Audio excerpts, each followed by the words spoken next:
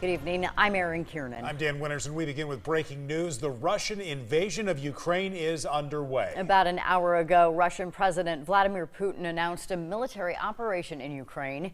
The announcement followed Putin's decision to send troops into 2 Ukrainian territories that Russia has declared independent. We have a live look now at Ukraine's capital of Kiev, where it's about 6 in the morning. The city appears quiet, though large explosions have been reported in other parts of the country.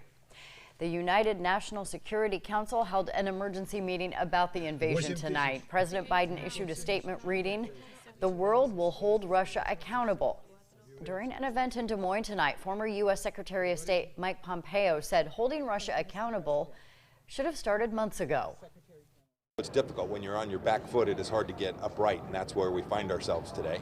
Sadly, the things we can do today are the things we could have done perhaps 2 or 3 months ago, which is make clear to Vladimir Putin that there will be enormous cost to him and the people around him, the people he cares about. The invasion is adding to the worry for an Iowa family. Their son is serving with the U.S. Army. He was deployed to Poland just a couple of weeks ago. If you're living in America, it affects you. Everything is going to be affected. Gas prices are already bad. And now I got my son to worry about. Marcus and Shanna Lacey's son, Zane Powell, is part of the U.S. Army's Airborne Infantry. Marcus Lacey is a veteran himself. He worries about the conditions his son will face in what increasingly looks like a war zone.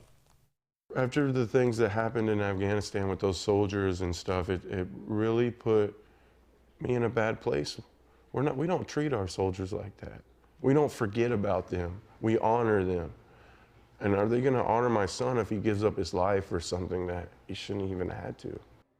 The National Guard says they have units from Iowa deploying to Europe later this year, but a spokesperson tells us those have been planned for some time. They are not in direct response to what's happening now in the region.